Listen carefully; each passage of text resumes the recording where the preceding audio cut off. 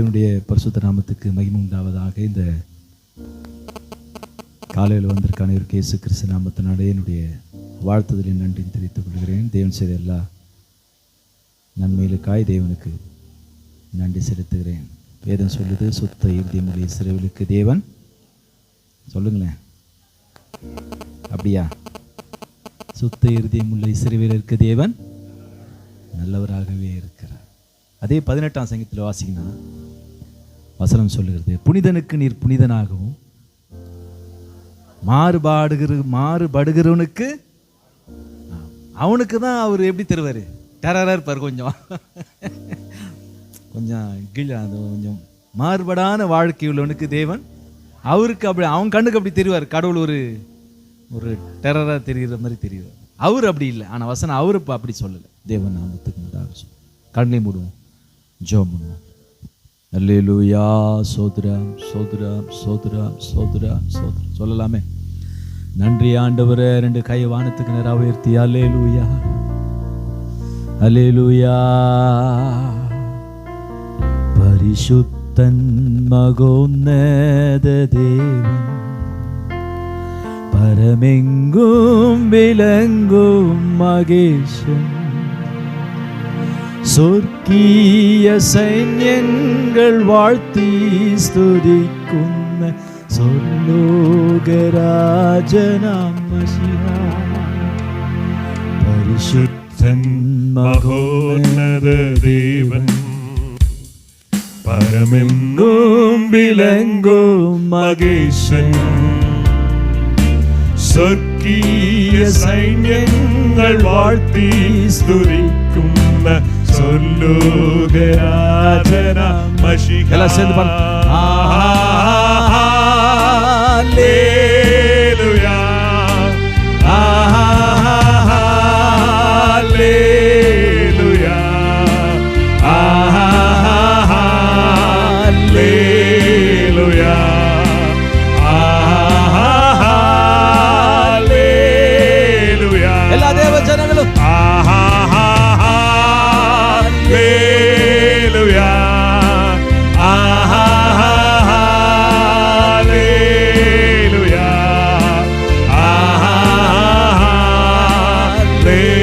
அல்லேலூயா.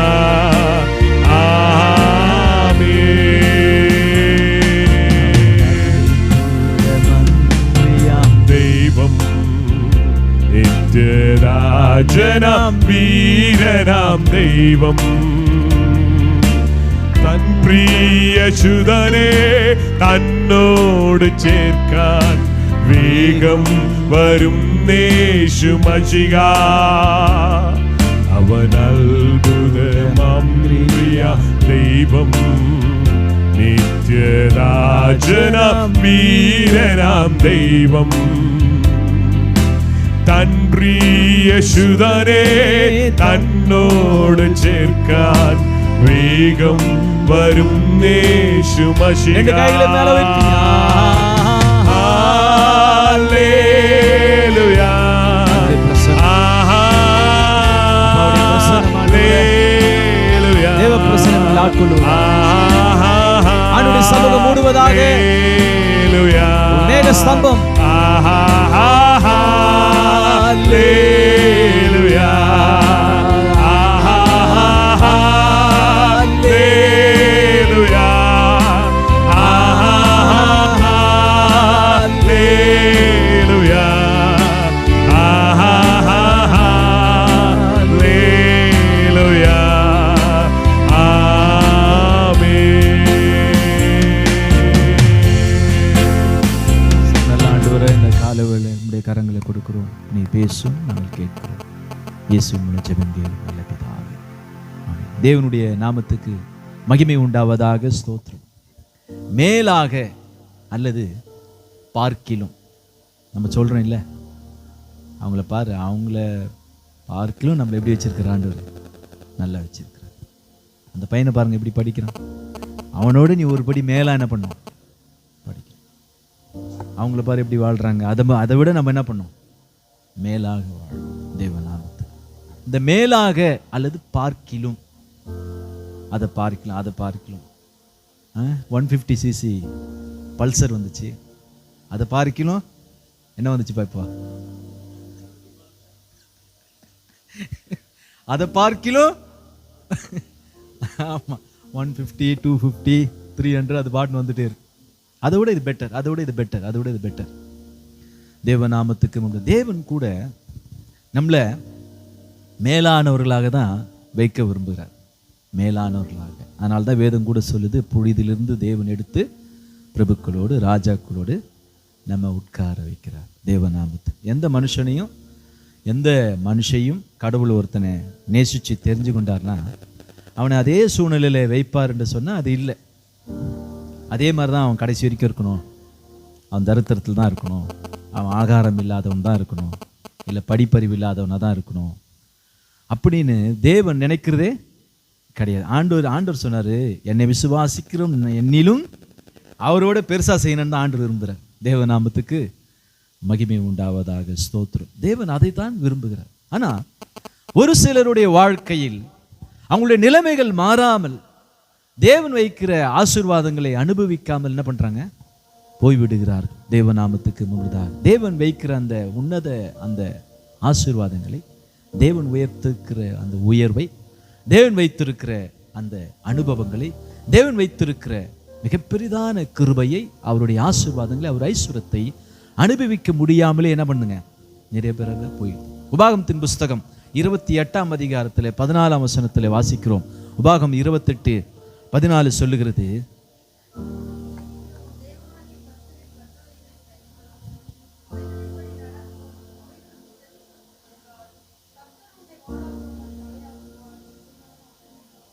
வசனம் சொல்லு, நீ கீழாகாமல் மேலாவாய்.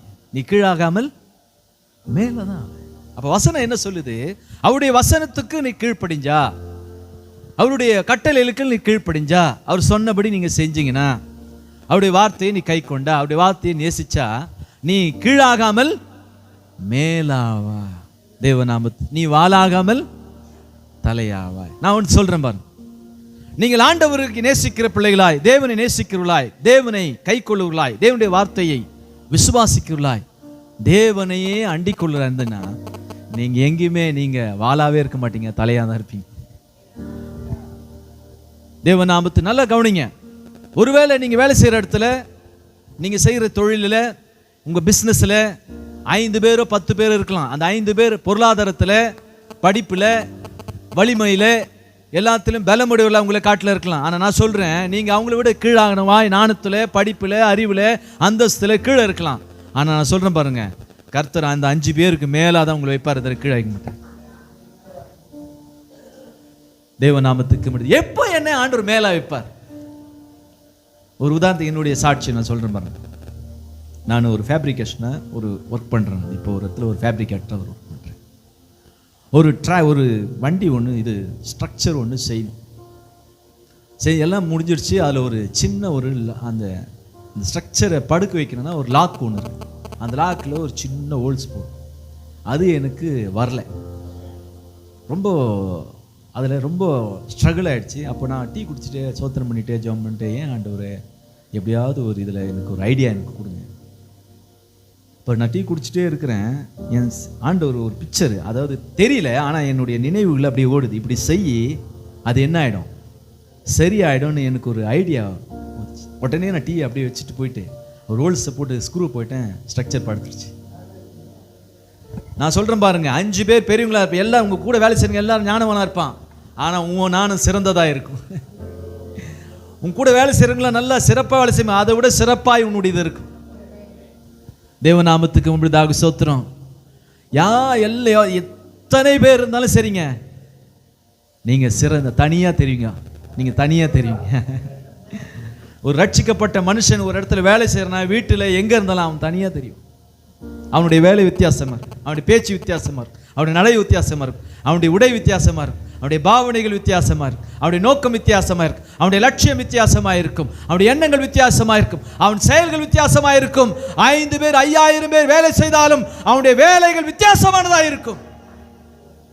தேவநாமத்துக்கு மகிமை உண்டாவதாக, ஸ்தோத்திரம். வாசிக்கலாம் 2 சாமுவேல் புஸ்தகம் 6ஆம் அதிகாரம் 20-22 வசனங்களை வாசிக்கலாம். 1-2 சாமுவேல் 6ஆம் அதிகாரம். தாவீது தன் வீட்டாரை ஆசீர்வதிக்கிறதற்கு திரும்பும்போது சவுலின் குமாரத்தியாகிய மீகாள் தாவீதுக்கு எதிர்கொண்டு வந்து, அற்ப மனுஷரில் ஒருவன் தன் வஸ்திரங்களை கழற்றி போடுகிறது போல இன்று தம்முடைய ஊழியக்காரருடைய பெண்களின் கண்களுக்கு முன்பாக தம்முடைய வஸ்திரங்களை உரிந்து போட்டிருந்த இஸ்ரவேலின் ராஜா என்று எத்தனை மகிமைப்பட்டிருந்தார் என்றாள். அதற்கு தாவீது மீகாலை பார்த்து, உன் தகப்பனை பார்க்கிலும் அவருடைய எல்லா வீட்டாரை பார்க்கிலும் என்னை இஸ்ரவேல் ஆகிய கர்த்தருடைய ஜனத்தின் மேல் தலைவனாக கட்டளையிடும்படிக்கு தெரிந்து கொண்ட கர்த்தருடைய சமூகத்திற்கு முன்பாக ஆடி பாடினேன். இதை பார்க்கிலும் இன்னும் நான் நீசனும் என் பார்வைக்கு அர்ப்பணும் ஆவேன். அப்படியே நீ சொன்ன பெண்களும் கூட மகிமையாய் விளங்குவேன் என்றான். தாவீதுடைய வாழ்க்கையில பார்க்கிறோம். தாவீது சொல்றார், அந்த மீகால் சொல்றாங்க, நீ என்னப்பா ஒரு சாதாரண மனுஷனை மாதிரி ஒரு உடன்படிக்கை முட்டிக்கும் பண்ற, டான்ஸ் ஆடுற, கூத்தாடுற, ட்ரெஸ்ஸை கட்டி போட்டுட்டு இருக்கிற, இந்த மாதிரிலாம் பண்றியப்பா, நீ ஒரு ராஜான்னு உனக்கு தெரியாதா? அப்போ தாவீது சொல்றாரு, உங்க அப்பாவை காட்டிலும் உங்க அப்பாவுடைய வீட்டாரை காட்டிலும். அல்லேலூயா. தாவீது தன்னுடைய மனைவிக்கு சொல்றார், உன்னுடைய தகப்பனை பார்க்கிலும் மேலான அபவ், உங்க அப்பா வீட்டார் எல்லாரும் பார்க்கிலும் என்னை சமஸ்த இஸ்ரவேலின் மேலே என்னை ராஜாவா வச்சிருக்கிறார். அல்லேலூயா. நல்லா கவனிங்க, அந்த தேவன் ஏன் சவுலுடைய வீட்டாருக்கு மேலாக, சவுலுக்கு மேலாக தேவன் அவனை உயர்த்தினார்? அதுக்கு ஒரு காரணம் இருக்குங்க. நல்லா கவனிங்க. உயர்வு எப்போ ஒரு மனுஷனுக்கு கிடைக்கும்? தேவன் எப்போ ஒரு மனுஷனை உயர்த்துவார்? தேவன் எப்பொழுது ஒரு மனுஷனை ஆசீர்வதிப்பார்? மற்றவனை பார்க்கிலும் நீ வாலாகாமல் தலையாக வேண்டும் சொன்னா, நீ கீழாகாமல் மேலாக சொன்னா, நாம் செய்ய வேண்டிய சில காரியங்கள் நம்முடைய வாழ்க்கையில் இருக்குது. தேவநாமத்துக்கு மகிமைதான். ப்ரமோஷன் யாருக்குங்க கிடைக்கும்? சொல்லுங்களேன், ப்ரமோஷன் யாருக்கு கிடைக்கும்? ஒழுங்கா வேலை செய்யுங்க. அப்படியா? ஒழுங்கா வேலை செஞ்சால் மட்டும் போதுங்களா? டைம் தேவநாமத்துக்கு முடிதாச்சு. அப்போது ஒரு ஆஃபீஸில் ஒரு ப்ரமோஷன் வேணும்னா ஒரு சில காரியங்களை அவங்க என்ன பண்ணுவாங்க, பார்த்துக்கிட்டே இருப்பாங்க. தேவநாமம், நீங்கள் டைமுக்கு மட்டும் வந்துட்டு நான் நேரத்துக்கு வரேன், எனக்கு ப்ரமோஷன் கிடைக்கும்னா கிடைக்காது. வேலையே நான் செய்ய மாட்டேன், அந்த நேரத்துக்கு நான் வந்து பண்ணுறேன். 8:50க்குனா 8:50 நான் உள்ள வந்து உட்காந்துருவேன். அது ஒரு சின்ன ஒரு இது. அப்போ எல்லாத்தையும் பார்ப்பாங்க, உங்களுடைய நட, உங்களுடைய பாடு, உங்களுடைய பேச்சு, உங்களுடைய மற்றவங்கிட்ட பழகிற விதம், ஆஃபீஸில் நடந்து கொண்டு நீங்கள் செய்கிற வேலை, நீங்கள் அதில் அது எடுக்கிற முயற்சி எல்லாத்தையும் பார்த்து தான் என்ன பண்ணுறாங்க, ப்ரமோஷன். இப்போ தாவீது சொல்லிருக்கிறாரு, நான் ஏன் இப்படி ஆனேன் தெரியுமா? உங்கள் அப்பாவுக்கு மேலே, உங்கள் அப்பாவுடைய வீட்டாருக்கு மேலே, எல்லாத்துக்கு மேலே ஆண்டவர் என்னை வச்சிருக்கிறாரு. நான் வாலா இல்லை, தலையாக தான் ஆண்டவர் என்ன பண்ணியிருக்கிறாரு வச்சு. அப்போ அதுக்கு கீழே அவருக்கு பதில் சொல்றார். பார்க்கலாம். 22ஆம் வசனம் சொல்லுகிறது, இதை பார்க்கலும் இன்னும் நான் நீசனும் பார்வைக்கு அர்ப்பணம் ஆவேன். ஆண்டவருடைய வசனம் சொல்லுகிறது, இன்னும் நான் எப்படி இருப்பேன்? கீழே, தேவனுக்கு முன்பாக கீழே போவேன். இன்னும் தேவனுக்கு முன்பாக நான் தாழ்மைப்படுவேன். இன்னும் தேவனுக்கு முன்பாக நான் அடி பண்ணுவேன். இன்னும் தேவனுக்கு முன்பாக என்னை ஒப்பு கொடுப்பேன். இன்னும் என் தேவனுக்கு முன்பாக என்னை சமர்ப்பணம் பண்ணுவேன். இன்னும் என் தேவனுக்கு முன்பாக என்னை தாழ்த்துவேன். இன்னும் இன்னும் இன்னும். உயர்வு எப்பங்க வரும்? தாழ்த்துறதுனா என்னங்க? தாழ்மை என்ன? தன்னை தாழ்த்துறதுனா என்ன? தாழ்த்துதல் அப்படின்ற என்ன? இன்னைக்கு நான் சேர்ல உட்கார்றேன், நான் வந்து கீழே உட்கார்றேன். நான் வந்து எப்பவுமே எங்க சர்ச்சில் சேர்ல உட்கார கீழே தான் உட்காருவேன். என்னதான் நான் சொல்றேன், நல்ல கவனி. அதுதான், அது பேர் தாழ்மையா? அது பேர் தாழ்மையா? அது ஒரு விதத்தில் என்னை காட்டுவது. அதுவே தாழ்மை என்ன பண்ணுது? தாழ்மைனா என்னங்க?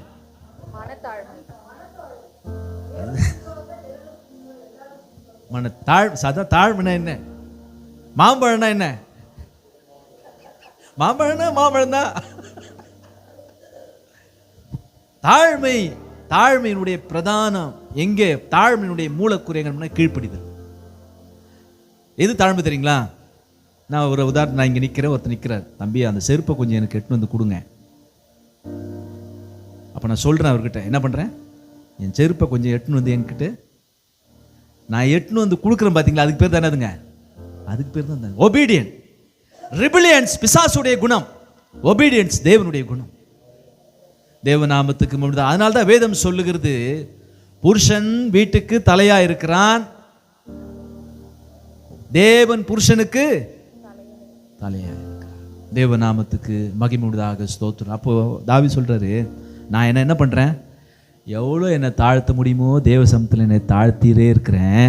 தேவன் என்னை கொஞ்சம் கொஞ்சமாக உயர்த்திட்டே இருக்கிறார். அதனால தான் ஒரு பாடல் ஒன்று பாடுது, தாழ்மையுள்ளவரிடம் தங்கிடுதே கிருபை, தாழ்மையுள்ளவரிடம் தங்கிடுதே கிருபை, வாழ்நாளெல்லாம் அது போதுமே, சுகமுடன் தம்பேலமுடன் வாழ்நாளெல்லாம் அது போதுமே, சுகமுடன் தம்பேலமுடன் சேவை செய்ய கிருபை தாருமே, சேவை செய்ய கிருபை தாருமே. தாழ்மை எங்க இருக்குங்க? தாழ்மை இருக்கிற இடத்துல கீழ்ப்படிதல் இருக்கும். தாழ்மை இருக்கிறதுல என்ன இருக்குங்க? கீழ்ப்படிதல். தேவநாமத்துக்கு அம்மா சொல்றாங்க, இதை செய்யாதப்பா, நான் செய்வேன்னா அதுக்கு பேர் என்னதுங்க? அதுக்கு பேர் தாழ்மை.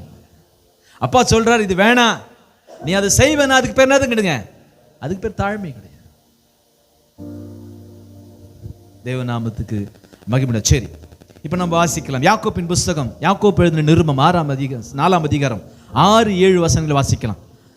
யாக்கோப்பு எழுதின நிருபம் 4ஆம் அதிகாரம். அவர் அதிகமான கிருபையை அளிக்கிறாரே, ஆதலால் தேவன் பெருமையுள்ளவர்களுக்கு எதிர்த்து நிற்கிறார், தாழ்மையுள்ளவர்களுக்கோ கிருபை அளிக்கிறார் என்று சொல்லி இருக்கிறது. ஆகையால் தேவனுக்கு கீழ்ப்படிந்திருங்கள், பிசாசுக்கு எதிர்த்து நில்லுங்கள், அப்பொழுது அவன் உங்களை விட்டு ஓடி போவான். பாருங்க, அவர் அதிகமாய் கிருபை அளிக்கிறார் என்று சொல்லியிருக்கிறாரே, தாழ்மையுள்ளவனுக்கு என்ன பண்றாரு? கிருபை அளிக்கிறார். கீழே சொல், ஆதலால் தேவனுக்கு. அப்போ தாழ்மைனா என்னங்க? கீழ்ப்படிதல். தாழ்மை என்று சொன்னால் கீழ்ப்படிதல் என்பது பொருள். தாழ்மைனா என்னங்க? கீழ்ப்படிதல். அதனால தான் வேதம் சொல்லுது, நல்லவங்களுக்கு மட்டும் கீழ்ப்படியாத, பொல்லாத மனுஷனுக்கு என்ன பண்ணு. ரோமர் புத்தகம் சொல்லுது, பொல்லாத அதிகாரிகளும் என்ன பண்ணு? கீழ்ப்படி.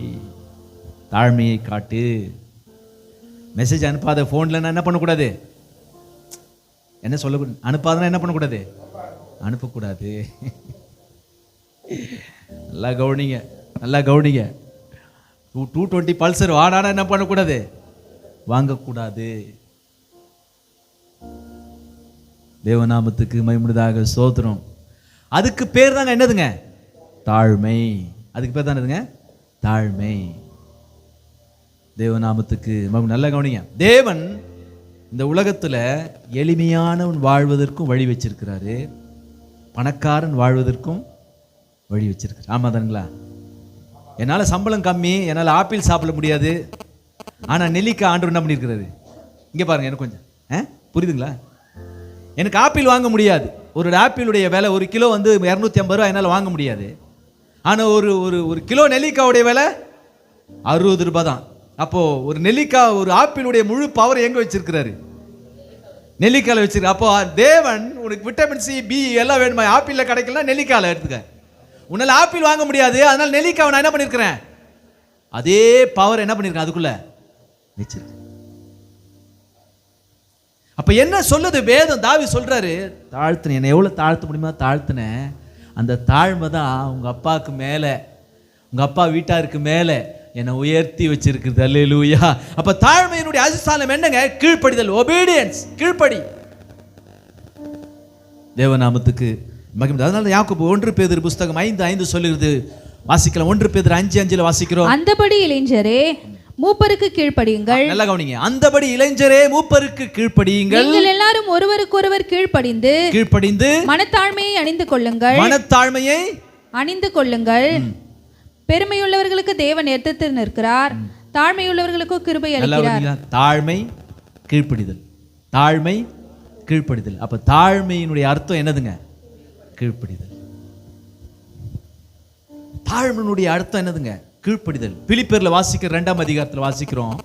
2:6-7-8 வாசிக்கிறோம். அங்க ஆண்டவர் சொல்றாரு, அவர் சிலுவையின் மரண பரியந்தம் கீழ்ப்படிந்தவராகி தம்மை தாமே தாழ்த்தினார், ஆதலால் தேவன் எல்லா நாமத்துக்கு மேலாக அவரை உயர்த்தினார். அப்ப தாழ்மைக்கு கூட என்ன வரணுங்க? கீழ்ப்படி. நான் தாழ்மையா இருக்கிறேன், நான் வெள்ளை ட்ரெஸ் போடுறேன், அதனால என் தாழ்மையை காட்டுறேன், அப்படியெல்லாம் அர்த்தம் கிடையாதுங்க. நான் கோட் ஷூட் போடுறேன், அதனால என் பெருமை, அப்படியெல்லாம் கிடையாது. ஒருவனுடைய மனநிலை அது. தேவநாமத்துக்கு மகிமையாக ஸ்தோத்திரம். அப்ப என்ன தாழ்மையுடைய அடிஸ்தானம் என்னங்க? கீழ்ப்படிதல். தேவநாமத்துக்கு டீச்சர் சொல்றாங்க, இதை செய்யக்கூடாது, அதை என்ன பண்ணக்கூடாது? செய்யக்கூடாது. அதுக்கு பேர் தான் என்னதுங்க? தாழ்மை. பெருமை எதுங்க? பெருமை என்ன? பெருமைக்கு என்ன அர்த்தம்? பெருமையான எதிர்த்து நிப்ப, அவ்வளவுதான். அம்மா வேணான்றாங்க, இல்ல இல்ல அதுதான் எனக்கு வேணும். அப்பா வேணான்றா, இல்ல இல்ல அதுதான் எனக்கு வேணும். பாஸ்டர் சொல்றாரு, அம்மா வேணாம், இல்லையா அதுதான் எனக்கு வேணும். நல்ல குணி, அதுதான் வேணும்னு சாப்பிட்டவங்கெல்லாம் ஏதோன் தோட்டத்துக்கு வெளியில தான் என்ன பண்ணாங்க? அதுதான் வேணும், அதுதான் வேணும்னு வாழ்ந்தவன் எல்லாம் ஏதோன் தோட்டத்துக்கு வெளியில தான் என்ன பண்ணா இருந்தா. இப்ப நம்முடைய வாழ்க்கையில் என்ன தெரிஞ்சுக்கணும்? தாவீது சொல்றாரு, என்ன உங்க அப்பாவை பார்க்கிலும் மேலாக கடவுள் வச்சிருக்கிறாரு, அதெல்லாம் நான் எப்படி நடந்துக்குவேன்? தாழ்மையா நடந்துக்குவேன், தாழ்மையா நடந்துக்குவேன். தேவன் ஏன் வேலை ஸ்தலத்தில் கூட சில பேரை உயர்த்த மாட்டேன்றான்னா, ஏன் மேலாக வைக்க மாட்டேன்னா இந்த தாழ்மை இல்லாததான். பெருமை. சில பேர்லாம் பார்த்தீங்கன்னா பெருமை. வசனம் சொல்லுது, பெருமை உள்ளவனுக்கு தேவன் எதிர்த்து நிற்கிறார், தாழ்மை உள்ளவனுக்கோ கிருபை அளிக்கிறார். தாழ்மையை கீழ்ப்படிதான். தேவன் நாமத்தை சின்னவன் சொன்னா கூட என்ன பண்றது? உடனே ஐயா நான் செய்யறேன். உங்களுடைய வாழ்க்கை, தாவீதுடைய வாழ்க்கை நாம் கற்றுக்கொள்ள வேண்டிய விஷயம் என்னங்க? கீழ்ப்படிதல். மனைவி சொல்றாங்க, நீ ஒரு ராஜா. அவன் சொல்றான், நான் ராஜா இல்லை, சாதாரண மனுஷன். ஏன்? உங்க அப்பாவோட, உங்க அப்பாவுடைய வீட்டாரை விட கடவுள் என்னை மேலே வச்சிருக்கிற. அல்லேலூயா. என்னை மேலே வச்சிருக்கிற. அல்லேலூயா. என்னை மேலே ஆண்டவர் வச்சிருக்கிற. அல்லேலூயா. இந்த உயர்வு, இந்த பதவி, இந்த அந்தஸ்து, இந்த ஐஸ்வர்யம், இந்த மகிமை, இந்த ராஜயோகம், இந்த எல்லா காரியம் எனக்கு எங்க இருந்து கிடைச்சு தெரியுமா? நான் நடந்து கொண்ட அந்த தாழ்மையிலிருந்து எனக்கு கிடைச்சது.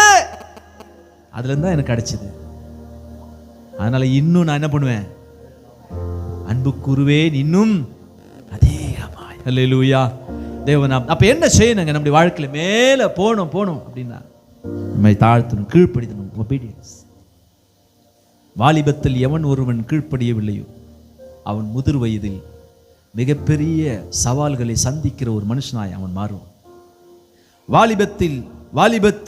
வாலிபத்தில் எவன் ஒருவன் தேவனுக்கு கீழ்ப்படியவில்லையோ, குடும்பத்துக்கு, பெற்றோருக்கு கீழ்ப்படியலையோ, அவன் மிகப்பெரிய சவால்களை சந்திக்கக்கூடிய சூழ்நிலை அவனுக்கு கண்டிப்பா. தேவநாமத்துக்கு மகிமை உண்டாவதாக. ஸ்தோத்திரம். உங்களை ஆண்டவருக்கு அர்ப்பணிங்க, தாழ்மையா நடந்து கொள்ளுங்க. தாழ்மையினுடைய அடிஸ்தானம் கீழ்ப்படிதல். அங்கதான் தேவன் எல்லா ஆசீர்வாதத்தையும் ஆண்டு வச்சிருக்கிறார். ஏன்னா அந்த கீழ்ப்படிதல் மூலியமாக தான் இயேசு கிறிஸ்துவே பிதாவினால் ஆசீர்வதிக்கப்பட்டார் என்று பிலிப்பியர் மேலான நாமத்தை அவர் பெற்றார் என்று வேதம் சொல்லுகிறது. அதனால தான் பக்தன் சாரோன் அவர் பாட்டு பண்ணாங்க, குருவை தொடரும் சீஷர்களும் குரு போல மாறிடுவார். குருவை தொடரும் சீஷர்களும் குரு போல மாறிடுவார். அவர் நாமம் தரித்தவர் யாவருமே அவர் பாதையில் நடப்பார். அவர் நாமம் தரித்தவர் யாவருமே அவர் பாதையில் நடப்பார். பரன் பாதையில் நடப்பார். பிறந்தார் வானவர் புவி மானிடர் புகழ் பாடிட பிறந்தார். வானவர் புவி மானிடர் புகழ் பாடிட பிறந்தார். ஐயா, அவர் ராஜாதி ராஜன், கர்த்தாதி கர்த்தன், ஏகர சக்கராதிபதி, ஒருவரும் சேரக்கூடாது. ஒளியிலே வாசமாயிருக்கிற தாம் ஒருவரே ஞானமுள்ளவர், இருக்கிறவர், இருந்தவர், வருகிறவர், பரிசுத்தர். ஆனால் ஒரு மாட்டு தொழுவத்தில் சாதாரண ஒரு மனுஷனாய் அடிமையின் ரூபம் எடுத்து இந்த பூமியில வந்தார். 33 வருஷம் சாதாரண மனுஷனை போல ஜீவித்தார். நல்ல கவனி. இந்த உலகத்தில் எந்த மனுஷனும் செய்யக்கூடாத ஒரு தாழ்மையை கற்றுக் கொடுத்தார்.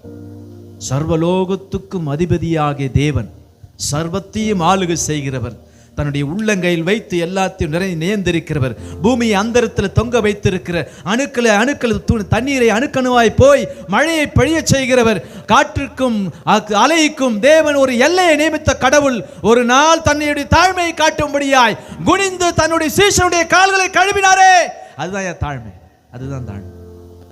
குனிஞ்சு யாருடைய காலை கழுவினாரு? ராபோஜனம் பண்ண கூட என்ன பண்ணுவாங்க தெரியுங்களா? சர்ச்சில் தனக்கு யார் ஏத்த மாதிரி இருக்கிறாங்க அவனை கூட்டுப்பாங்க கால் கொண்டு வந்து. தனக்கு எப்படி யாரை பிடிக்கும், நீ எவன்கிட்ட பேசலையோ, எவனுக்கு விரோதமாய் சர்ச்சில் செஞ்ச அவன் காலை தான் நீ கழுவணும். அதுதான் உண்மையான ராபோஜனம். சர்ச்சில் யாருக்கு விரோதமாய் நீ செயல்பட்டாயோ அவன் காலை தான் நீ கழுவணும். அதுதான் தாழ்மை. உன்னோட நான் பெருசு இல்லை, என்னை மன்னிச்சிடு, அது காலம். அதுதான் ராபோஜனம். நினச்சி பாருங்க, அண்டசராசர சிருஷ்டித்த தேவன் மனுஷ ரூபம் எடுத்து சீஷனுடைய காலை, தன்னை நல்ல குணிங்க, தன்னை காட்டி கொடுக்கனுடைய காலை குனிஞ்சி கழுவுறார். குனிஞ்சி கழுவுறார். பரலோகம்லாம் எப்படின்னா நினைச்சிருக்குங்க, ஒரு நிமிஷம் கண்ணை மூடிட்டுங்க, ஐயோ தேவன் மனுஷனுடைய காலை கழுவுறாரே. இதுக்கு பேர் தான் என்னதுங்க? தாழ்மை. ரெண்டாவது ஒன்று வாசிக்கலாம். சங்கீதங்களின் புஸ்தகம் 119 சங்கீதம் 99 வசனம் 100 வசனம் 99 வசனம் 100வது வசனம் 119. உம்முடைய சாட்சிகள் என் தியானமாய் இருக்கிறபடியால் எனக்கு போதித்தவர்கள் எல்லாரிலும் அறிவுள்ளவனாய் இருக்கிறேன். உம்முடைய கட்டளைகளை நான் கை கொண்டிருக்கிறபடியால் முதியோர்களை பார்க்கிலும் ஞானமுள்ளவனாய் இருக்கிறேன். நல்லா கவனிங்க, முதியோரை பார்க்கிலும் நான் எப்படி இருக்கிறேன்? அவங்கள விட நான் ஞானமா இருக்கேன். என் ஞானம் பெஸ்டர். சாலமுடைய ஞானம் கிழக்கத்தை புத்திரர் எல்லாரும் காட்டிலும் அவன் சிறந்ததா இருந்தது. எல்லாரும் பாட்டு எழுதினாங்க, எல்லாரும் ஞானம் உள்ளவங்களா இருந்தாங்க. ஆனா சாலமுடைய ஞானம் சிறந்ததா இருந்தது. வசனம் சொல்லுது, என்னை போதிச்சாங்க, எனக்கு அவங்க தான் லீட் பண்ணாங்க, என்னை கைட் பண்ணுங்க அவங்க தான், என்னை டீச் பண்ணுங்க அவங்க தான், என் டீச்சர் தான், என்னுடைய ப்ரொஃபசர் தான் அவங்க. ஆனா அவங்கள காட்டிலும் கர்த்தர் என்னை அறிவில் சிறந்தவனாய் மாத்தினார். அல்லேலூயா. எல்லாம் நிறைய பேர் எனக்கு ஞானம், என்னை சுத்தி நிறைய எக்ஸ்பீரியன்ஸான ஆள் இருக்கிறாங்க. வசனம் சொல்லுகிறது, முதிர் வயதுல எல்லாரும் பார்க்கலும் கடவுள் எனக்கு ஞானத்தை கொடுத்தார். எல்லாம் முதிர் வயது யாருங்க? நல்ல அனுபவசாலிங்க. என்னை சுற்றி நிறைய அனுபவசாலிங்க இருக்கிறாங்க. என்னை சுற்றி நிறைய கட்டடிஞ்சவங்க இருக்கிறாங்க. என்னை சுற்றி நிறைய பரிசு வாங்கினவங்க இருக்கிறாங்க. என்னை சுற்றி நல்ல எக்ஸ்பீரியன்ஸான அனுபவம் உள்ள ஆட்கள் இருக்கிறார்கள். ஆனா தாவீது சொல்றான், அவங்கள ஞானத்தை காட்டிலும் கர்த்தர் எனக்கு சிறந்த ஞானத்தை ஆண்டு கொடுத்தார். என் ஞானம் சிறந்ததா. அதான் சொன்னேன், நீங்க காலேஜில் படிக்கலாம், நீங்க என்ன காரியம் வேலை செய்யலாம், பிசினஸ் பண்ணலாம், எது வேணா செய்யலாங்க. ஆனா உங்களுடைய செயல் மற்றவங்களை காட்டிலும் வித்தியாசமாயிரும். எப்போதமா இருக்கும்? நீங்க எப்போ இந்த வசனத்துக்கு, இந்த வசனம் ஞானமுள்ள வசனத்துக்கு, இந்த தேவ வசனத்துக்கு, இந்த வேத வசனத்துக்கு என்று உங்க செவிகளை சாய்த்து அதற்கு உங்களை தாழ்த்துகிறீர்களோ, உங்க ஞானம் மற்றவங்களுடைய ஞானத்தை காட்டிலும் சிறந்ததா இருக்கு. மற்றவங்க செய்யற வேலைக்கு உங்க செய்யற வேலைக்கு வித்தியாசம் இருக்குங்க. அல்லேலூயா, அல்லேலூயா, அல்லேலூயா. மற்றவங்க செய்யற காரியத்துக்கு உங்களுக்கு வித்தியாசம் இருக்கு. மற்றவன் எக்ஸாம் எழுதுற மாதிரியே நானும் எழுதுறேன், உனக்கு அவனுக்கு என்ன வித்தியாசம்? மற்றவன் செய்யற வேலை மாதிரி தான் என் வேலையா இருக்குன்னா நீ காப்பி அடிச்சேன்னு அர்த்தம். தேவநாமத்துக்கு மகிமை உண்டாத. வசனம் சொல்லுகிறது, எனக்கு போதிக்கிற எல்லாரை பார்க்கிலும், என்னை சுற்றி இருக்கிற வயதான முதியோரை பார்க்கிலும் மேலான ஞானத்தை கர்த்தர் எனக்கு கொடுத்திருக்கிறார். அல்லேலூயா. எப்பங்க? என்றைக்கு நான் வசனத்துக்கு நேராக என் வாழ்க்கை திருப்புகிறனோ அன்றைக்கு மத்தவங்க காட்டிலும் என் ஞானம் சிறந்ததா இருக்கு. தேவநாமத்துக்கு மகிமை உண்டா. யோசுவாவின் புஸ்தகம் 1ஆம் அதிகாரம் 7-8 வசனங்களை வாசிக்கும் போது வாசிக்கிறோம். யோசுவா 1:1 7-8 ஆண்டு சொன்னாரு, தேவநாமத்துக்கு மோசேயோடு கூட நான் இருப்பேன்.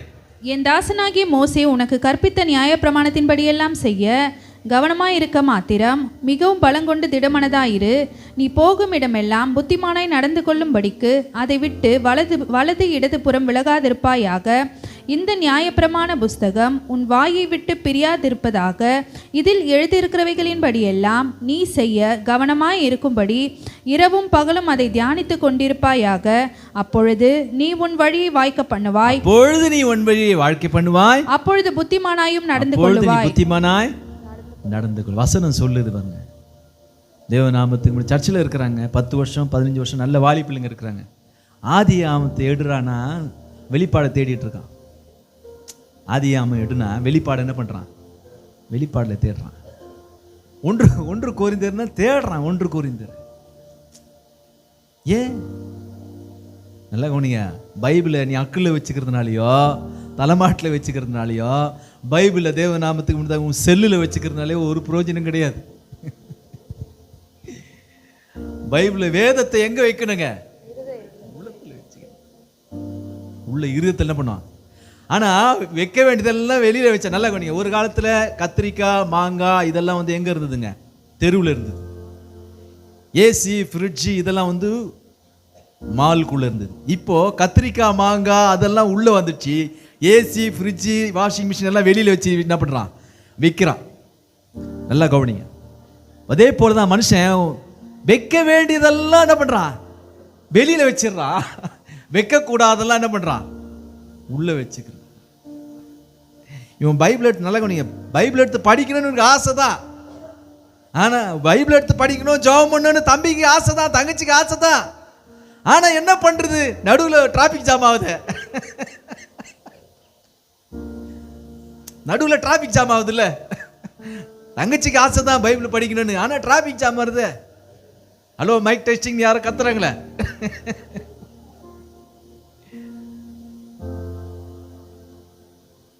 ஆண்டவர் வசனம் சொல்லுது 5ஆம் அதிகாரத்துல மத்தியில, ஆவியில் எளிமையுள்ளவர்கள் பாக்கியவான்கள் அப்படின்னா என்ன அர்த்தங்க? ஆவியில் எளிமையுள்ள ஆவியில் எளிமைன்னா என்ன அர்த்தம்?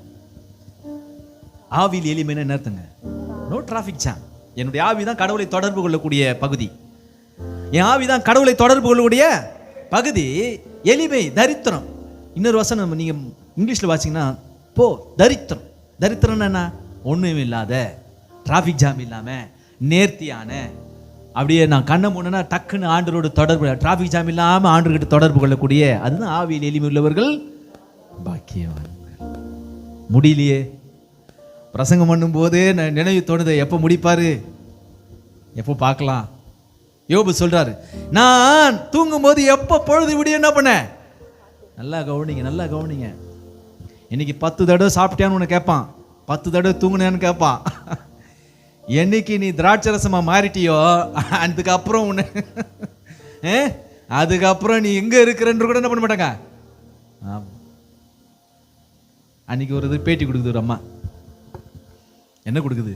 என்ன விரும்பின போது இவரு பைக்கில் போனேன்னா கையை போட்டுக்க கையை போட்டுக்கொண்டு சொல்லுவாரு. கல்யாணம் ஆன பிறகு கையை போட்டேன்னா கையெடு கையெடு, யாருன்னா எதனா நினைக்க போறாங்கன்னு சொல்றாரு. அதுதான், அவ்வளவுதாங்க வாழ்க்கை. அதுதான் புது ட்ரெஸ் மாதிரி தான் ஒரு வாழ்க்கை. புது ட்ரெஸ் என்ன பண்ணுவோம்? ஒரு பொருள் வாங்கும்போது ரொம்ப பத்திரமா பார்ப்போம். 10 வருஷம் ஆச்சுன்னா என்ன ஆகும்?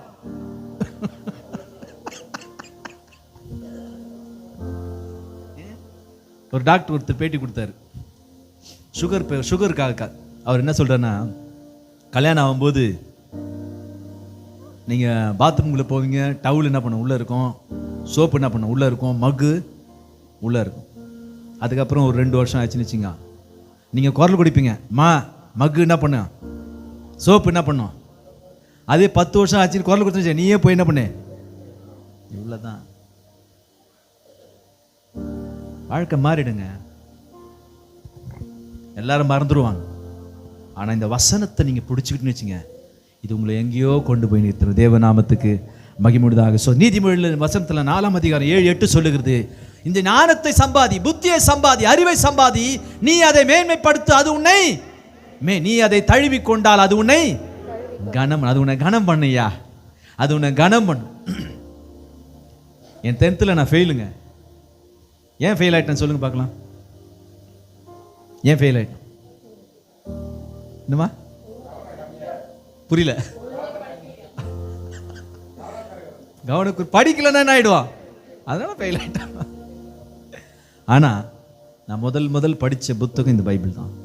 இந்த பைபிள் தான், இந்த வேதத்தை நான் படிச்சல இடைவிடாம, இதுதான் என்னை எல்லா இடத்துலையும் உன்னத ஸ்தானத்தில் என்னை கொண்டு போய் நிறுத்துச்சு. என்னுடைய அறிவு, என் தாளந்தெல்லாம் ஒன்றும் கிடையாது. அப்போ என்ன செய்யணும்? தாவீது சொல்றாரு, என்னுடைய எல்லாரும் காட்டிலும் நான் எப்படி இருக்கிறேன், ஞானமா இருக்கிறேன். நான் சொல்றேன் பாருங்க, நீங்க ஒரு வேலை செஞ்சீங்கன்னா அது வித்தியாசமா இருக்குங்க. நீங்க ஒரு சின்ன ஒரு கீறல் போட்டாலும் அது வித்தியாசமா இருந்தா இருக்கும். நீங்க ஆபீஸ்ல நீங்க செய்யற வேலை ஒரு வித்தியாசமா இருக்கும், மற்றவங்களுக்கு உங்களுக்கு வித்தியாசம் இருக்கும். உங்களை கூப்பிடுவாங்க, உங்க சமூகத்தை விரும்புவாங்க. தேவநாமத்தை அவர்கிட்ட இந்த பொறுப்பை கொடுன்னு என்ன பண்ணுவாங்க சொல்லுவாங்க. எப்படிங்க? தாவீது சொல்லுகிற, மற்றவரை பார்க்கிலும் வயசானவங்களை அனுபவம் உள்ளவர்களை பார்க்கலையே நானும் சிறந்த ஞானமாயிருந்தது. காரணம், இந்த வசனத்தை நான் தியானிக்கிறேன். வசனம் எத்தனை பேர் படிக்கிறீங்க? காலேஜ் பைபிள் எத்தனை பேர் படிக்கிறீங்க? எவ்வளவு நேரம் இந்த வேத வசனத்தை படிக்கிறோம்? தேவநாமத்துக்கு மகிமை உண்டதா? பாருங்க, மொபைல் எடுத்து நல்லா கவனிங்க. மொபைல் எடுத்து பாருங்க, எவ்வளோ நேரம் அவங்க நெட்டு யூஸ் பண்ணாங்க. என்ன பண்ணும்? மொபைலே சூடாயிடுது. நிறைய பேர் மொபைலே என்ன பண்ணுது? சூடாய் சார்ஜ் பத்தல. அதுக்கு சார்ஜ் போடுறதுக்காக இன்னொன்று என்ன பண்ணிக்கலாம்? இன்னொன்று வாங்கி வச்சிருக்கணும். ஆனால் அவன் பைபிள் மட்டும் பார்த்துங்க மாற்றவே மாட்டான். கல்யாணம் ஆனாலும் சாவர வரைக்கும் ஒரே பைபிள் தான் வச்சிருப்பான் சில பேர். ஆனால் செல்லு மாற்றிடுவான். அந்த பவர் பத்தலன்னு பவர் பேங்க் என்ன பண்ணியிருக்கிறான்? வச்சிருக்கிறான். வெடிச்சு நாசமாக போடும். ஆனால் கர்த்தருடைய வேதம் அப்படி இல்லைங்க. கர்த்தருடைய வேதம் அப்படி இல்லை. சாரோன் அவர் அருமையாக ஒரு பாடம் பண்ணாங்க. சத்திய வேதம் பக்தரின் கீதம், சுத்தர்கள் போகும் பாதையின் தீபம், உத்தம மார்க்கம் காட்டும் சத்திய வேதம். எத்தனை துன்பம் துயரம் வந்தும் பக்தனை தேற்றிடும் ஔஷதம். எத்தனை துயரம் வந்தும் பக்தனை தேற்றிடும் ஔஷதம் சத்திய வேதம். வேத பிரிய தேவ புதல்வர் சேதமடையா நடத்திடுவார். வேத பிரிய தேவ புதல்வர் சேதமடையா நடத்திடுவார். இலைகள் உதிரா மரங்கள் போல இவர்கள் நல்ல கனி தருவார். சத்தியவே. இந்த வசனத்தை நீங்க வாசிக்க வாசிக்க நீங்க ஞானவனா புத்திமானா மாறிடுங்க. தாவீது சொல்லுகிறாரு, நான் அதிக ஞானவான், ஏன்னா நான் அதிகமா இதை நேசிக்கிறேன்யா. அதனால தான் 19ஆம் சங்கீதத்தில் அவர் எழுதின 7ஆம் வசனத்துல, கர்த்தருடைய வேதம் குறைவற்றது, ஆத்துமாவை உயிர்ப்பிக்கிறது, கர்த்தருடைய சாட்சி சத்தியம், பேதையை நாணியாக்குறதுமா இருக்கிறது. அவைகளால் உமது அடியேன் எச்சரிக்கப்படுகிறேன், அவைகளை கை கொள்வதால் மிகுந்த பலன் உண்டு. தேவநாமத்துக்கு முன்னதா. சரி, அப்போ முதல்ல வாசித்தோம், மேலா ஆகணும்னா அவளை பார்க்கலும் வரணும்னா தாழ்மை வேணும். மற்றவரை பார்க்கலும் ஞானவானாய் புத்திசாலியாய் அறிவாளியாய் குடும்பத்தை நடத்தக்கூடியவர்களா வரணும்னா நம்ம என்ன பண்ணுங்க? வசனத்தை வாசிக்கணும். 3வது ஒன்று வாசிக்கலாம். சங்கீதம் 45 சங்கீதம் 7ஆம் வசனம், 45ஆம் சங்கீதம் 7ஆம் வசனத்தை வாசிக்கலாம். நீர் நீதியை விரும்பி அக்கிரமத்தை வெறுக்கிறீர், ஆதலால் தேவனே உம்முடைய தேவன் உமது தோழரை பார்க்கிலும் உம்மை ஆனந்த தைலத்தினால் அபிஷேகம் பண்ணினார். பாருங்க, நீ நீதியை விரும்பி அக்கிரமத்தை வெறுத்திருக்கிறீர், ஆதலால் தேவனே உம்முடைய தேவன் உம்முடைய தோழரை பார்க்கிலும் ஆனந்த தைல அபிஷேகம். அவரோட பெட்டரான அபிஷேகம். நல்ல குணம். அதுவும் என்ன அபிஷேகம்? ஆனந்த தைலத்தால அபிஷேகம். அப்போ ஆங்கில வேதம் சொல்லுது சந்தோஷத்தின் எண்ணெய், சந்தோஷத்தினுடைய எண்ணெயினால என்ன பண்ணீங்க? அபிஷேகம் பண்ணினீங்க. நான் உங்களை ஒரு கேள்வி கேட்கிறேன். நீங்க ரட்சிக்கப்பட்ட போது இருந்த அந்த சந்தோஷம், நீங்கள் முதலாய் கடவுளை கண்டுபிடித்த போது இருந்த அந்த சந்தோஷம் உங்களுக்குள்ள இருக்குதா? உங்களுக்குள்ள அந்த ரட்சிப்பின் சந்தோஷம் உள்ளுக்குள்ள இருக்கிறதா? உங்களுக்குள்ள நல்ல கவனிங்க. நம்ம என்ன நினைக்கிறோம், இந்த வெளியில நடக்கிற ஈவெண்ட் அதெல்லாம் நடக்குதுங்களே, அப்போ நம்மளுக்கு ஒரு சந்தோஷம். இந்த சண்டு மேளம் என்னதுங்க? சண்டு மேளம் தானே கேரளா அடிக்கிறாங்க. சண்டு மேளம் அது அடிக்கும்போது பாருங்க, நீங்க நீங்க நீங்க உள்ளுக்குள்ள தாடவே என்ன பண்ணோம்?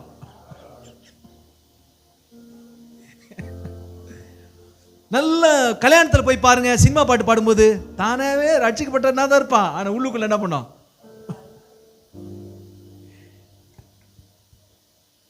அருமையான தேவ ஜனமே, உங்களுக்குள்ள அந்த ரட்சிப்பினுடைய சந்தோஷம் இருந்துன்னு வச்சுக்க, உங்களை சுற்றி என்ன நடந்தாலும் நீங்கள் அதை குறித்து எந்த உங்களுக்கு உணர்வும் உங்களுக்கு இருக்காது, எந்த ஃபீலிங்கும் உங்களுக்கு இருக்காது. வசனம் சொல்லுகிறது ரட்சிப்பினுடைய சந்தோஷம். அந்த சந்தோஷத்தை மற்றவங்களுக்கு ஏன் கிடைக்கல? தோழரை பார்க்கல, அவங்களை காட்டிலும் மேலான ஒரு அபிஷேகத்தை கடவுள் எனக்கு தந்தார். அந்த சந்தோஷத்தினுடைய பேர் என்னன்னா ஆனந்த தைலத்தால். என்ன பண்ணுது? நான் உங்களை கேட்கிறேன், நீங்க ரட்சிக்கப்பட்ட போது இருந்த அந்த சந்தோஷம், அந்த அனுபவம், அந்த மகிழ்ச்சி உங்களுக்கு இருக்குதா? எப்படி தெரிஞ்சுக்கலாம் எனக்குள்ள இருக்குதுன்னு சொல்லிட்டு? எனக்குள்ள அதே சந்தோஷம் தான் இப்போ இருக்குது, எனக்குள்ள அதே ஒரு உற்சாகம் தான் எனக்குள்ள இருக்குது. எப்படி தெரிஞ்சுக்கலாம்? நீங்க ரட்சிக்கப்பட்ட போது 3 மணிக்கு எழுந்து ஜெபம் பண்ணீங்கன்னா இன்றைக்கு அதே மாதிரி ஜெபம் பண்ணீங்க, அது இல்லைன்னா நீங்க அதை இழந்துட்டீங்கன்னு அர்த்தம். ரட்சிக்கப்பட்ட போது நீங்க சர்ச்சுக்கு சரியான நேரத்துக்கு வந்திருப்பீங்க, ரட்சிக்கப்பட்ட போது காலையில் ஜெபம் பண்ணியிருப்பீங்க, ரட்சிக்கப்பட்ட போது ஊழியன் போயிருப்பீங்க, ரட்சிக்கப்பட்ட போது சபை என்று ஓடி இருப்பீங்க. இப்போ உங்களுக்கு அது இல்லைன்னா உங்களுக்குள்ள சமாதானம் இருக்குதா பாருங்க, கொஞ்சம் செக் பண்ணி பாருங்க. உங்களுக்குள்ள சமாதானம் இருக்குதா? சமாதானமா இருக்க முடியுதா? உங்களால நல்லா தூங்க முடியுதா? நிம்மதியா தூங்க முடியுதா? இந்த ரட்சிப்பின் சந்தோஷம் இருக்குன்னு வச்சுங்க. நான் சொல்றேன் பாருங்க, பவுல் கப்பல்ல பிரயாணம் பண்றார், கப்பலுக்குள்ள பிரயாணம் பண்றார். பிரயாணம் பண்ணும்போது பவுலை காட்டிலும் மாலுமியை விசுவாசிச்சாங்க கப்பலுடைய தளபதி. வசனம் சொல்ல, அநேக நாட்களா என்ன இல்லைங்க, சூரியனை பார்க்கல, சந்திரனை பார்க்கல, காற்றடிக்குது, மழை பயங்கரமா அடிச்சுட்டே இருக்குது, ஆகாரத்தை எல்லாம் வெளியில போடுறாங்க, சாப்பிட முடியல, கப்பல் அப்படி அலசடிப்பட்டு பல நாட்களாய் பிரயாணம் பண்றாங்க.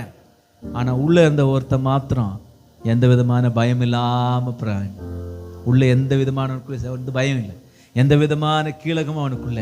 ஏன்னா உள்ளுக்குள்ள அந்த சந்தோஷம், ரட்சிப்பின் சந்தோஷம். தேவநாமத்துக்கு உங்களுக்குள்ள அந்த ரட்சிப்பினுடைய சந்தோஷம், அந்த ஆனந்த தைலத்தினுடைய சந்தோஷம் உங்களுக்குள்ள இருந்துச்சுன்னு வச்சுக்கோங்க, வெளியில எதை குறித்து நீங்க கவலைப்பட மாட்டீங்க, நிம்மதியா தூங்குவீங்க. உங்களுக்குள்ள இருக்கிற அந்த சந்தோஷம் இருக்குல்ல, அதனால ஆண்டவர் என் சமாதானத்தை என் சந்தோஷத்தை உங்களுக்கு வைத்து போகிறேன். தேவநாமத்துக்கு மகிமை. நிம்மதியா நைட்ல தூங்க முடியுதா? உங்களால நிம்மதியா தூங்க முடியுதுங்களா? கண்ணை மூணு தூங்கிடுறீங்களா? இதெல்லாம் தூங்குறதே கிடையாது, அரண்டு புரண்டு. சில பேர்லாம் இப்ப தூங்குறதுக்கு லேட் ஆகுது. ஏன் லேட் ஆகுதுன்னா ஜபம்லாம் கிடையாது, மொபைல், டிவி, நாடகம், சீரியல். தேவநாமத்துக்கு முடிதாக வசனம் சொல்லுகிறது, என் தோழரை பார்க்கிலும் என்ன பண்ணிரு, அபிஷேகம் பண்ணி ஆனந்த தைலத்தால் என்ன பண்ணீங்க, அபிஷேகம் பண்ணீங்க. தேவநாமத்துக்கு முன்பதாக சோத்திரம். ஆண்டு உங்களை அபிஷேகம் பண்ணி இருக்கிறாரு. அந்த மகிழ்ச்சியின் சொந்த 5ஆம் சங்கீதத்துல 4ஆம் சங்கீதம் கடைசி 2 வசனங்களை வாசிக்கிறோம். 4ஆம் சங்கீதத்தில் வாசிக்கிறோம். வசனத்தில் அவர்களுக்கு தானியமும் திராட்சரசம், அவர்களுக்கு தானியமும் திராட்சரசம் பெருகி இருக்கிற காலத்தின் சந்தோஷத்தை பார்க்கிலும் அதிக சந்தோஷத்தை என் இருதயத்தில் தந்தீர், அதிக சந்தோஷத்தை என் இருதயத்தில் தந்தீர். சமாதானத்தோடு படுத்துக்கொண்டு நித்திரை செய்வேன். கர்த்தாவே நீர் ஒருவரே என்னை சுகமாய் தங்க பண்ணுகிறீர். ஒருவரே என்னை சுகமா. பாருங்க, அவங்களுக்கு தானியம் இருக்கு, திராட்சரசு பொருள் இருக்குது, பொருளாதாரம் இருக்குது, வசதி இருக்கு, வாய்ப்புகள் இருக்குது. எனக்கு எதுவுமே கிடையாது, ஆனா நிம்மதியா நான் தூங்குவேன். அல்லேலூயா. ஏன்னா உள்ளுக்குள்ள அவனுக்கு இல்லாத ஒன்று இருக்குது, அவன் பெறாத ஒன்று இருக்குது, அவனுக்கிட்ட இல்லாத ஒன்று இருக்குது, அவன் வீட்டில் வசிக்காத ஒன்று இருக்குது, அவனுடைய வாசஸ்தலத்தில் இல்லாத ஒன்று இருக்குது, அவனுக்குள்ள இருக்க இல்லாத ஒரு சமாதானம், அவனுக்குள்ளாத ஒரு அபிஷேகம், அவனுக்குள்ளாத கிருபை, அவனுக்குள்ளாத வரம், அவனுக்கு இல்லாத தேவன், அவனுக்கு இல்லாத வசனம், அவனுக்கு இல்லாத நிம்மதி கர்த்தர் எனக்குள்ள வைத்திருக்கிறார். அது ஆனந்த தைலமாக வைத்திருக்கிறார். சொன்னார், என்னை விசுவாசிக்கிற உள்ளத்திலிருந்து ஜீவ தண்ணீர் நதிகள் புறப்பட்டு ஓடும். உள்ள சந்தோஷம் இருக்கும். பொருள் இருக்காது, பாக்கெட்ல பணம் இருக்காது, பேங்குகள் டெபாசிட் இருக்காது, வசிக்கிறதுக்கு வீடு இருக்காது, நிலம் இருக்காது, ஆனா உள்ளத்துல ஒரு நிம்மதி இருக்கும். அல்லேலூயா, அல்லேலூயா சொல்லுங்க, அல்லேலூயா. அதனால தான் ஆண்டு சொன்ன தேவநாமத்துக்கு மகிமையாக சோத்திரம். 46ஆம் சங்கீதத்தில் 4ஆம் வசனம் சொல்லுகிறது, ஒரு நதி உண்டு, அது உன்னதமான வாசம் பண்ணும் பரிசுத்த ஸ்தலத்தை என்ன பண்ணுங்க, சந்தோஷம். தேவன் அது நடுவில் இருக்கிறார், அது அசையாது. அதிகாலையிலே தேவன் அதற்கு சகாயம் பண்ணுவார். நம்முடைய வாழ்க்கை என்னங்க, இந்த ரட்சிப்பின் சந்தோஷம் நமக்கு அதிகமாக இருக்குதா இல்லை டவுன் ஆயிடுச்சா? இந்த ரட்சிப்பின் சந்தோஷம் இருந்ததுன்னு வச்சுங்க, நீங்கள் ஆண்டவரை தேடுவதற்கு அதிகாலமே என்ன பண்ணுவீங்க, எழுந்திருப்பீங்க. ஆண்டவருக்காய் ஓடுவதற்கு என்ன பண்ணுவீங்க, நீங்கள் எழுந்திருப்பீங்க. ஆண்டவருக்காக பிரயாசப்படுவதற்கு நீங்கள் எழுந்திருப்பீங்க. தாவீது சொல்லுகிறாரு, தேவன் என் தோழரை பார்க்கிலும் என்னை ஆனந்த தைலத்தினால் என்ன பண்ணிரு, ஏன்னா பாவத்தை வெறுத்து அக்கிரமத்தை வெறுத்து நான் நீதியை நேசித்ததுனால தேவன். ஏன் ரட்சிப்பின் சந்தோஷம் நஷ்டப்படுது? ஏன்னா வரக்கூடாத ஒன்று உள்ள வந்திருக்கு, தேவையில்லாத உள்ள வந்திருக்கு, தேவையில்லாத காரியங்கள் வந்திருக்கு. அதனால இந்த ரட்சிப்பின் சந்தோஷம் எனக்கு என்ன பண்ணுங்க, நஷ்டப்பட்டிருக்கு. நல்ல கவனிங்க, நீங்கள் அதிக நேரம் ரட்சிக்கப்பட்டு டிவி பார்க்குறீங்களா இருந்தா உங்களுக்கு இருக்கிற சமாதானம் கம்மியாயிடும். நீங்கள் ரட்சிக்கப்பட்டுள்ளா இருந்து நீங்கள் நாடகம் பார்க்குறவங்களா இருந்தீங்கன்னா உங்களுக்குள்ள இருக்கிற ஆவியானவர் அமைதியாயிடுவார், சைலண்ட் ஆயிடுவார். தேவநாமத்துக்கு சில பேர் வரமாட்டேன், சர்ச்சுக்கு வரமாட்டான், ஆனால் டிவி என்ன பண்ணுறான் வீட்டில். சிலர் உடம்பு செல்லாது இருப்பான், ஆனால் நாடகம் பார்த்துன்னு உட்காந்துருப்பான் வீட்டில். ஏன் கர்த்தர் சுகம் கொடுக்க மாட்டேறாரு? ஏன் அதிசயம் செய்ய மாட்டேன்றாரு? கர்த்தர் எவ்வளோ எவ்வளோ ஊழியக்கார், பவர்ஃபுல் ஊழியக்காரெல்லாம் வந்து ஜெபம் பண்ணுறாங்க, ஆனால் விடுதலை கிடைக்க முடியும்.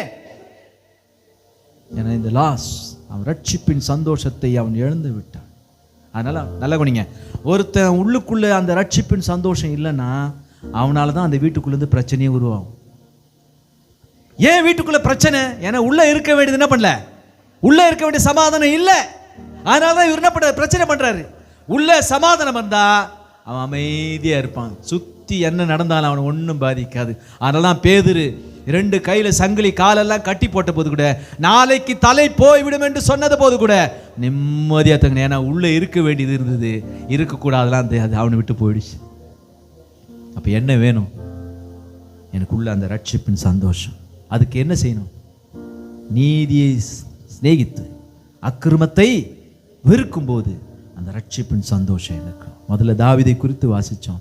தாவீதை குறித்து வேதம் சொல்லும்போது சொல்லுகிறது, அங்கே வாசிக்கும் போது வாசிக்கிறோம், தாவீது சொன்னவன் தகப்பனை பார்க்கணும், அவருடைய வீட்டாரை பார்க்கணும், என்னை மேலாக ஆண்டவர் வச்சிருக்கிறார். எப்போ வச்சாரு?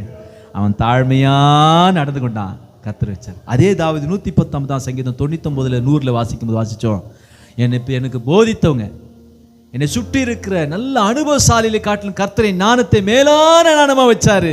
அதுக்கு காரணம் இந்த வசனத்துக்கு நான் கீழ்ப்படிஞ்சேன்.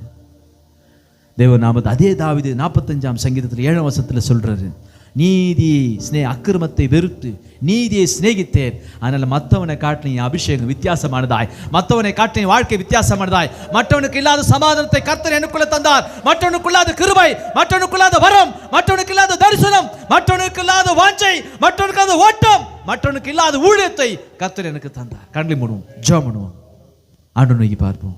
ஒரே விஷயம் கூட என் வாழ்க்கையை ஒப்பு கொடுப்போம். ஆண்டவர் நேராக திருப்போம்.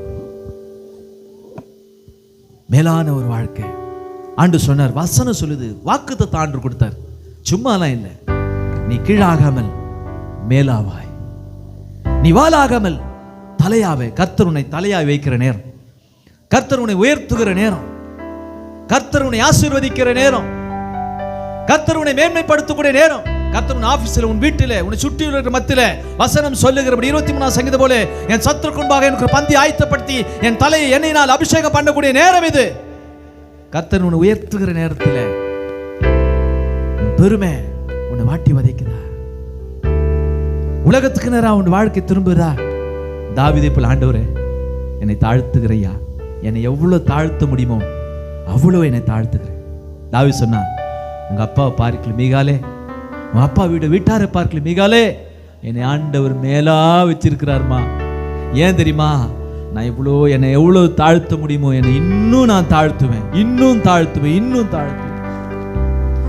என்னை ஆண்டவர் ஏன் நானவனாக்கி இருக்கிறார் தெரியுமா? அவற்றை காட்டிலும் என் அவருடைய வேதத்தை நான் நேசிக்கிறேன்.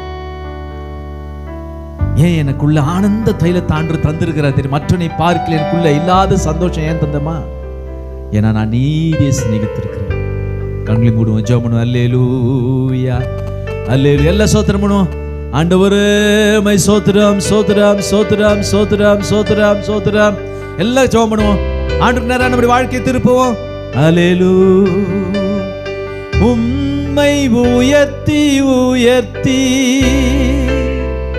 என் உள்ளம் மகிழுதையா, உம்மை நோக்கி பார்த்து என் இதயம் துள்ளுதையா. உம்மை உயர்த்தி உயர்த்தி உள்ளம் மகிழுதையா, உம்மை நோக்கி பார்த்து என் இதயம் துள்ளுதையா. ஆண்டவருடைய பிள்ளைகள், இந்த காலவேளையில கர்த்தர் உங்களோடு கூட கர்த்தர் பேசினார். தாவீது சொல்லும்போது சொல்லுகிறார், உன் தகப்பன் வீட்டை பார்க்கிலும் உன் சந்ததியை பார்க்கிலும் ஆண்டவர் என்னை உயர்த்தி வைத்திருக்கிறார். ஹல்லேலூயா. அருமையானவர்களே, நான் உங்களோடு கூட ஒரு காரியம் சொல்றேன். கர்த்தர் இந்த காலவெல்ல கர்த்தர் உங்களோடு கூட கர்த்தர் பேசினாரு. ஹல்லேலூயா. மற்றவருடைய கண்களுக்கு நீங்கள் ஒன்றும் இல்லாதவர்கள் இருக்கிறவர்களே போல இருந்தாலும் மற்றவர்களை பார்க்கிலும் உன் சொந்தக்காரரை பார்க்கிலும் உனக்கு விரோதமாய் எழும்பின உன்னுடைய நண்பர்களை பார்க்கிலும் உன் பக்கத்து வீட்டுக்காரர்களை பார்க்கிலும் உன்னை ஏளனமாய் எண்ணினவர்கள் நடுவில் கர்த்தர் மேன்மையாய் கர்த்தர் வைத்திருக்கிறார். You are so blessed. You are so blessed. இந்த உலகத்துல வேற யாருக்கும் கிடைக்காத ஒரு ஆசீர்வாதத்தை மேன்மையை கர்த்தர் உனக்கு கர்த்தர் கொடுத்து வைத்திருக்கிறார். அல்லேலூயா. அதனாலதான் கர்த்தர் நீ கொண்டு வந்த ஆலயத்துல கர்த்தர் நிறுத்தி மட்டும் தேவனை மகிமைப்படுத்த கர்த்தர் கிருபை தந்தாரே. அல்லேலூயா. நம்ம எல்லாரும் எழுந்து நின்று ஆண்டவருடைய சமூகத்துல நம்மை தாழ்த்தி ஒப்பு கொடுப்போம். ஆண்டவரே, என் கூட பேசுனீங்க ஆண்டவரே. தேவனுடைய வார்த்தைக்கு என்னை ஒப்பு கொடுக்கிற ஆண்டவரே. another 5 minutes. ஹல்லேலூயா. நம் தேவனுடைய வார்த்தைகளை நாம் முடிக்க போகிறோம். ஹல்லேலூயா. ஜெபித்து நம் புதுபலனை தாரும் தெய்வமே, உம்மை போல மாற வேண்டுமே. ஹல்லேலூயா. ஜீசஸ். புதுபலனை தாரும் தெய்வமே, புதுபலனை தாரும் தெய்வமே, உம்மை போல் மாற வேண்டுமே, உம்மை போல் மாற வேண்டுமே. இதுவேதான் எந்தன் வாஞ்சையே, இதுவேதான் எந்தன் வாஞ்சையே. புதுபலனை தாரும், புதுபலனை தாரும், புதுபலனை தாரும் இயேசுவே, புதுபலனை தாரும், புதுபலனை தாரும், புதுபலனை தாரும் இயேசுவே.